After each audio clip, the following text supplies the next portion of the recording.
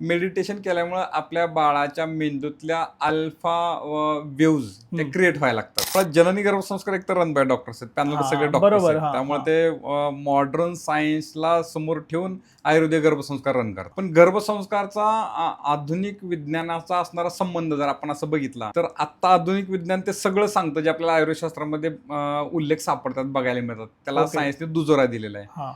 आणि त्याच्यामध्ये एक साधी छोटीशी गोष्ट जर मला तुम्हाला सांगायचं म्हटलं तर मेडिटेशन केल्यामुळे म्हणजे गर्भसंस्कारामध्ये ध्यान हा एक पार्ट आहे, मेडिटेशन हा एक पार्ट, असे वेगवेगळे प्रोग्राम आहेत. मेडिटेशन केल्यामुळे आपल्या बाळाच्या मेंदूतल्या अल्फा वेव्ज ते क्रिएट व्हायला लागतात. ओके. आणि त्याच्यामुळे बाळाचं न्यूरल कनेक्शन्स हे डेव्हलप होतात, ज्याच्यामुळे बाळाचा IQ किंवा त्याच्या टॅलेंटशी डिपेंड आहे, ती इम्प्रूव्ह होते. आता मॉडर्न सायन्सनं प्रूव्ह केलेलं आहे. इव्हन असं पण नाही की आयुर्वेद शास्त्रामध्ये सांगितलंय की पंचमे म्हणा म्हणजे 5व्या महिन्यात बाळाचं मन तयार होतं, षष्ठी बुद्धी, 6व्या महिन्यात बाळाची बुद्धी तयार होते. आणि मग ते जर मॉडर्न सायन्सला अनुसरून बघितलं तर आता मॉडर्न सायन्स सांगतं की 6व्या महिन्यात बाळाचे कानाचे ऐकायचे सगळे अवयव विकसित झालेले आहेत. म्हणजे आयुर्वेदशास्त्राने सांगितले त्याचे सगळे इंद्रिय तयार होत आहेत. पण आता विज्ञान पण त्याला दुजोरा देतं की 4थ्या महिन्यात बाळाच्या कानाचे ऐकायचे जे अवयव आहेत ते विकसित व्हायला लागतात, 6 महिन्यात ते पूर्ण होतात.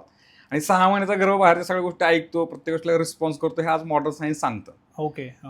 इव्हन याच्या पुढचं जर मला सांगायचं वैज्ञानिक अप्रोच काय आहे तर आज पण मॉडर्न सायन्समध्ये स्ट्रेस फॅक्टर हा खूप हायलाइटेड पॉईंट आहे. ऑलवेज दिवसेंदिवस त्याचं प्रमाण वाढते आणि त्याचे होणारे प्रेग्नन्सी जर्नीमध्ये गर्भवती मातेवरती आणि बाळावरतीचे परिणाम, दुष्परिणाम म्हणूयात आपण त्याला.